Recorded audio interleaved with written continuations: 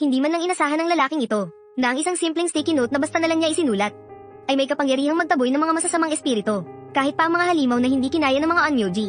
Kapag damaykit sa kanya, ay bigla na lang maglalaho na parang bula. At ang tanging naging kapalit lang nito sa ating bida, ay ang bahagyang paglabo ng mga sulat sa papel. Akalain mo, noong bata pa siya habang nag-aalay sa isang Zashiki Warashi, nadiskubre niyang nakakakita siya ng mga Diyos. Sinabihan lang siya noon ng lolo niya na huwag matakot. Isang magandang bagay raw ang makakita nito. Hanggang sa lumaki na ang ating bida, at nang wala siyang kaalam-alam. Bumalik siya sa isang bahay sa probinsya na matagal nang napabayaan. Pero pagkahawak niya sa gate, biglang naglaho ang lahat ng maitim na enerhiya na bumabalot sa buong bahay. Noong una, inakala ng ating bida na nakuryente lang siya ng static. Pero laking gulat niya nang mapansin na lumabo ang sulat sa dala niyang sticky note. Taktong umihip ang hangin, at tinangay ang papel. Tapos, bumagsak ito sa lugar kung saan nagtitipon-tipon ng mga masasamang espiritu. Sa isang iglap, naglahong parang bula ang lahat ng maitim na enerhiya roon. Kasabay ng tuluyang pagka-burn ng mga sulat sa papel. Tuluyan ding nagising ang nanghihinang Diyos ng bundok mula sa loob ng puno. Pero wala man lang nikititing na kamalay-malay ang bida natin dito. Nagdikit pa nga siya ng maraming sticky notes sa mga dingding.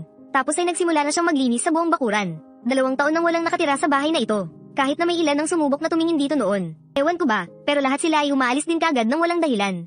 Ang totoo niyan, matagal nang pinamumugar ng mga masasamang espiritu ang lugar na ito. Pero ang bida natin, na may kakaibang kapangyarihan pala, ay wala talagang kamalay-malay. Nang halos matapos na niyang linisin ang loob ng bahay, kumuha siya ng hardenero para tabasan ng mga halaman at bulaklak sa paligid. Madali lang naman sana ang trabaho, pero pakiramdam ng hardenero ay sobrang bigat at ngalay ng mga balikat niya. Inisip na lang niya na baka masama lang ang pakiramdam niya nitong mga nakaraang araw. Pero noong lipa rin ng hangin ng isang sticky note at damaykit mismo sa kanya, bigla na lang nawala ang lahat ng pagod na nararamdaman niya. Hindi lang basta gama ng pakiramdam ng katawan niya, pati ang sigla niya, mas naging maganda pa kaysa kanina. Dito na napansin ng ating bida na mas lalo na namang lumabo ang mga sulat sa papel. At bukod doon, may napansin din siyang isang bigkis ng dahon ng mugwort sa ilalim ng bubungan. Hindi naman ang hardenero ang nagdala ng mga iyon. Ang mas nakakapagtaka pa, kinaumagahan ay may nakita naman siyang mga prutas mula sa gubat. Naalala niya, parang nangyari na ang ganitong sitwasyon noon Noong bata pa siya, nakatanggap na rin siya ng ganitong klaseng mga regalo. Kaya naman naisipan niyang lumabas, para bumili ng ibibigay na kapalit. May kasama pa itong mga mamahaling steak, pati na rin ang ilang pamilyar na Japanese sweets. Pagkatapos may handa ang lahat ng mga gamit, laking gulat niya nang mapansin niyang may nakatingin sa kanya mula sa di kalayuan. Noong una, akala ng bida ay isa lang itong aso na kakaiba ang itsura. Pero laking gulat niya nang bigla itong magsalita. Pasensya na sa abala. Yung aso, nagsalita. Isa pala itong Diyos ng kabundukan. Ang Diyos na nagbabantay sa kabilang bundok. Dito lang na-realize ng bida na yung mga gamit kanina ay mga regalo pala ng Diyos ng bundok. Kaya nagmamadali siyang nagpaliwanag at naghanda ng mga alay para rito. At siguradong walang panama ang sarap ng mga ito. Kaso nga lang, dahil hindi pa buo ang lakas ng Diyos ng bundok, kaya hindi niya pwedeng inumin ng steak. Pagkatapos ay nagsalin ng bida ng mineral water sa isang malaking mangkok. At kahit mukhang ordinaryong tubig lang yan, sarap na sarap ito sa pag-inom. Nang makita ito ng bida, sinalinan niya ulit ang Diyos, pero sparkle ang water naman ngayon. Dahil sa kakaibang sipa ng inumin, tumayo ang lahat ng balahibo ng Diyos sa gulat. Sparkle ang water yan. Nakakakiliti sa dila. Masarap din ang isang to.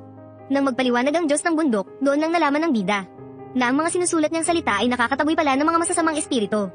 Pero hindi niya alam kung bakit ganun. Kahit nung bata pa siya, madalas na siyang pinupuri ng mga tao. Na ang ganda raw ng kanyang sulat kamay. Noong mga panahong iyon, isang hot spring inn ang kanilang lumang bahay. Matapos isabit ng bida ang karatula na siya mismo ang nagsulat, umakit ito ng isang hindi pangkaraniwang bisita. Handa pa ngang magbayad ang bisita, mabili lang ang karatulang yun. Kaya sa paglipas ng panahon, nakahiligan na rin ng bida ang pagsusulat sa mga karatula. Pagkatapos, sa mungkahi ng Diyos ng bundok, isinabit ng bida ang mga karatula sa harapan at likurang pinto. At sa isang iglap, isang mahiwagang harang ang biglang bumalat sa buong bakuran. Dahil dito, hindi na makakalapit sa bahay ang anumang masasamang espiritu mula sa labas. Sa mga sumunod na araw, palagi nang tumatambay sa bakuran ng bida ang Diyos ng bundok. Walang tigil itong kumakain ng mga matatamis na meriendang ibinibigay sa kanya. Sa tulong ng bida, biglang naglabas ng nakakabulag na liwanag ang Diyos ng bundok. Senyales ito na bumabalik na ang kanyang lakas. Pero kahit na ang ganda nitong pagmasdan, ang sakit naman sa mata nitong liwanag. Mahal na Diyos ng bundok. Pwede bang, medyo magpigil ka naman ng konti, ang mga mata ko. Samantala, sa kabilang banda, may 3 onmyoji, na kasalukuyang nag-exorcise sa isang abandonadong bahay. Pero dahil hindi nila kinaya, nakatakas ang isa sa mga masasamang espiritu. Kaya naman hinabol ito ng onmyoji na si Harima, at saktong nakita niya ang bida na nasa labas para mamili. Patay. Anong? Napakalakas ng masamang espiritong yun, tapos sa isang iglap lang. Walang kaalaman-lamang bida sa mga nangyayari. Pero bigla na namang naglaho ang mga nakasulat sa hawak niyang sticky note. Dahil dito, bigla niyang nakalimutan kung ano ba ang dapat niyang bibilhin. Mabuti na lang, pinaalalahanan siya ni Harima base sa mga sinabi niya. Pagkatapos ng pangyayaring yun, nagsimula siyang magka-interes sa bida. Samantala, ang Diyos ng bundok na nasa bakuran ay tiningnan ng bakanteng paligid at nag-isip ng pwedeng gawin dito. Pagkatapos, binago niya ang buong paligid. Kaya laking gulat ng bida pag-uwi niya dahil nakita niyang ang dating tuyot na sapa na puno na naman ng tubig. Buhay na buhay ulit ang buong bakuran. Pero ang kapalit nito, mapapansin na mas lumiit ang katawan ng Diyos ng bundok. Yun pala, may ganitong side effect sa tuwing gumagamit siya ng kapangyarihan. Pero sa normal na sitwasyon, nakakabawi rin siya makalipas ang ilang araw.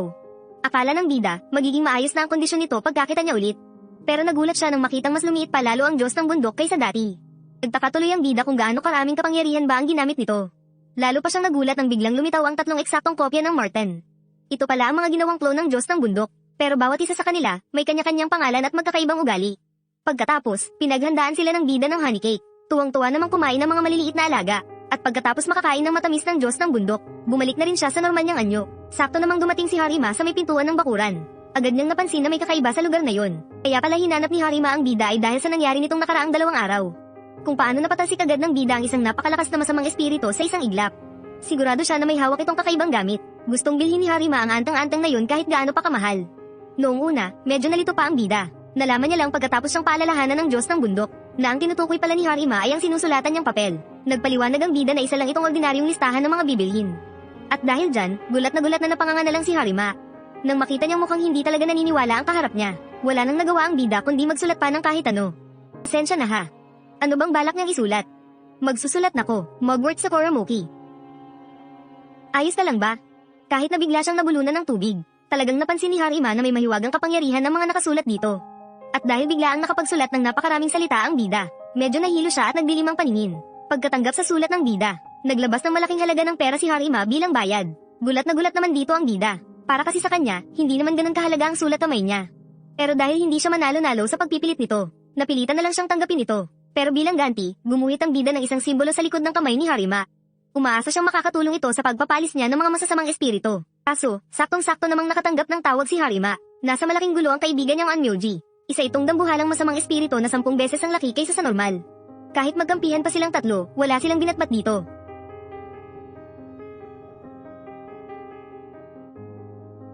Ano?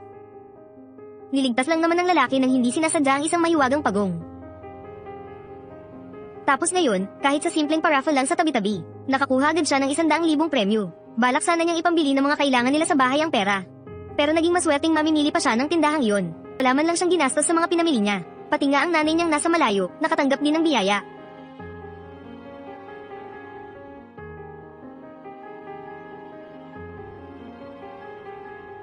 Kaya naman ngayon, napaniwala na ang bida na isang Diyos din ang pagong sa harapan niya. Pero ilang araw lang ang nakakalipas, namumroblema pa ang bida sa bulsa niya. Paano ba naman, simula nang tumira ang Diyos ng bundok sa bakuran nila? Napakalaki na ng gastos para sa mga kampa nito. Yung perang natanggap niya nung isang araw lang, ubos na agad. Balak sana niyang bumili na lang ng mga murang merienda para makatipid. Pero hindi naman niya kayang makitang malungkot ang mga maliliit na nilalang na ito. Pero hindi talaga inakala ng bida na mag-iiba na ang takbo ng tadhana. Nagpunta muna siya sa kalsada para maghanap ng mga karatula ng trabaho. Kaso, yung sweldong makukuha niya, kulang na kulang pa rin sa mga gastusin nila. Kailangan na ba talaga niyang bumili ng mas murang merienda? Habang iniisip niya yun, bigla siyang may narinig na kakaibang tunog. Ayun pala, may paraffle na nagaganap sa pamilihan. Sa pag-aakalang susubok lang, pinaikot niya ang roleta. Hindi niya inaasahan na mapapanalunan agad niya ang unang gantimpala. Ang premyo ay isang shopping voucher na nagkakahalaga ng 100,000 yen. Balak sana niyang gamitin ang pera para ibili ng sake ang Diyos ng bundok. Kaso, saktong natapat ito sa ika-333 anibersaryo ng tindahan. Bilang pang 333 customer sa araw na iyon, ang premyo ay isang mamahaling set ng sake. Sa huli, naging libre ang lahat ng pinamili niya ng araw na iyon. Akala niya nung una, gawa ito ng Diyos ng bundok. Pero ang totoo, hindi pala galing sa kanya ang swerteng ito. Kundi dahil pala ito sa pagong na nasa fish pond ng bakuran. Isa kasi ito sa 4 na malamat na nilalang na nagdadala raw ng matinding swerte. Napunta ito rito dahil tinulungan ito ng bida noon. Ang kaso, wala na siyang maalala tungkol dito kahit konti. Yun pala, kamakailan lang ay hindi sinasadyang nakapatay siya ng masamang espiritu sa kalsada. Ang butil na nalaglag mula rito ay ang tunay na anyo ng spirit turtle. At para makabawi sa ginawa niya, biniyayaan siya ng pagong ng matinding swerte. Nung una, medyo hindi pa siya naniniwala. Pero sakto namang biglang tumawag ang nanay niya. At ibinalitang nanalo siya ng 1,000,000 premyo sa sinalihan niyang paraffle noon. Aba, mapapaniwala ka na talaga nang wala sa oras. Ang mga ganitong Diyos dapat inaalagaan ng gusto. Pagkatapos nito, inilagay na niya ang pagong sa fish pond. Nilabas na rin niya ang sake na nakuha niya kanina. Pero nagulat siya nang biglang sumulpot ang pagong sa mismong harapan niya pagkakita nito sa alak. At sinimulan nitong tanggay ng sunod-sunod ang inumin. May ibinigay rin itong regalo para sa kanya. Isang buto raw ito ng sagradong puno, na kapag itinanim ay magbibigay ng hindi inaasahang biyaya. Pagkatapos, nagluto naman siya ng makakain para sa lahat. Kaso, nakaakit ng dalawang kakaibang nilalang ang bango ng niluluto niyang biskwit. Sila pala ang Diyos ng kidlat at Diyos ng hangin. Sino ba mag-aakalang ang mga Diyos na kumokontrol sa panahon ay ganito ka-cute? Nabalitaan daw kasi nilang maganda ng tirhan ng lugar na iyon. Kaya sinadya nilang pumunta para silipin ito. Pero halata namang nakikikain at nakikiinom lang ang mga ito eh. Nang mabusog sa pagkain at inumin, sinabi ng Diyos ng hangin na bibigyan niya siya ng konting kapangyarihan bilang ganti.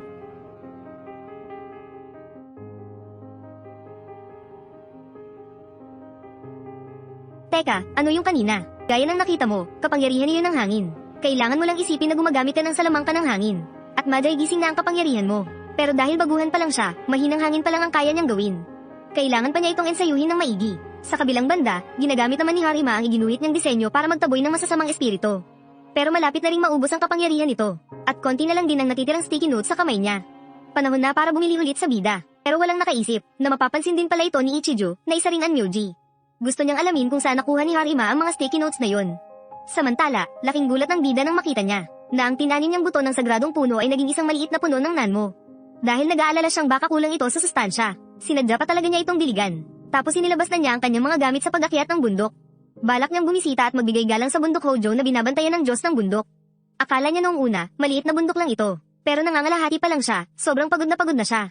Buti na lang at andon yung 3 bulilit para i-cheer siya. Tumawid ang bida sa malakas na agos ng sapa. Pumasok sa madilim na kuweba. Hanggang sa wakas, nahanap niya ang dambana ng Diyos ng bundok sa ilalim ng isang napakalaking puno. Pero ngayon, sobrang dami na ng damo at sukal sa paligid. Kahit na siguro walang pakialam ang Diyos ng bundok sa itsura ng dambana niya. Kusa pa rin niyang nilinis at winalis ang mga tuyong sanga at bulok na dahon doon. Kaya maya-maya lang, mukha na ulit itong bago.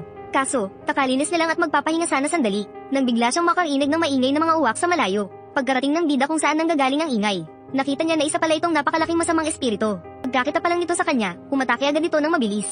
Ang ganitong kalaking halimaw, maglabas lang ng konting itim na aura. Matatakot na ang kahit sinong ordinaryong tao na lumapit. Kukuha sana ng sticky note ang bida para tapusin ang masamang espiritu. Kaso sobrang bagsik ng mga atake nito kaya hindi siya makalapit. Pero sakto, may bigla siyang naisip na paraan. Daoyin Bingzu. Kien Bingzu, kapangyarihan ng hangin.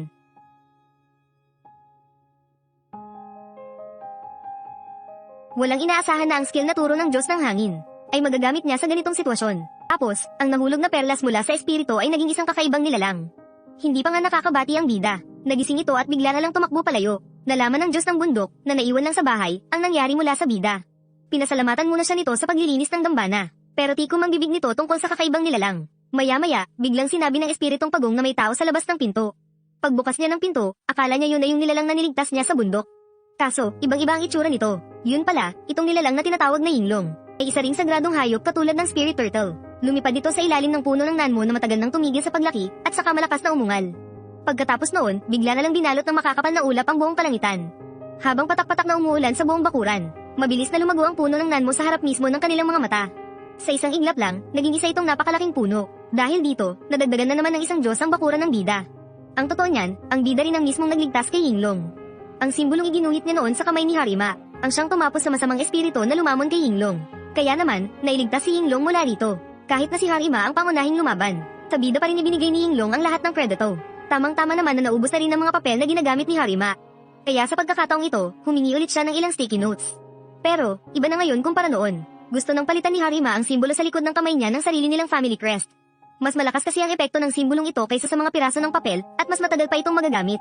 At dahil mahirap ibato ang mga manipis na papel, nakiusap si Harima sa bida na palitan na lang ang materyales. At gawing mas matigas na business cards ang gagamitin nila, para bang gaya ng Sakatsai sisters na nagbabato ng mga baraha. Gusto sanang paalalahanan ng tiyuhin ni Harima ang binata, na huwag nitong ipagkakalat ang sikreto ng bida. Pero lingid sa kaalaman nila, matagal na palang nakamasid si Ichija, ang mahigpit na kaaway ni Harima. Gaya ng dati, nagpunta sa labas ang bida para bumili ng mga kailangan niya.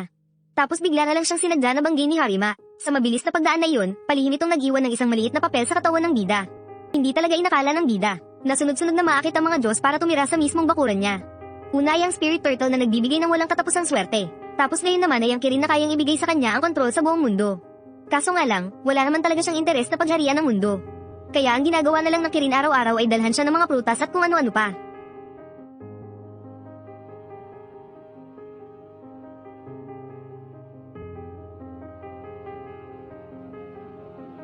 Mula nang kumalat ang balita tungkol sa kakayahan niyang magpalayas ng masasamang espiritu.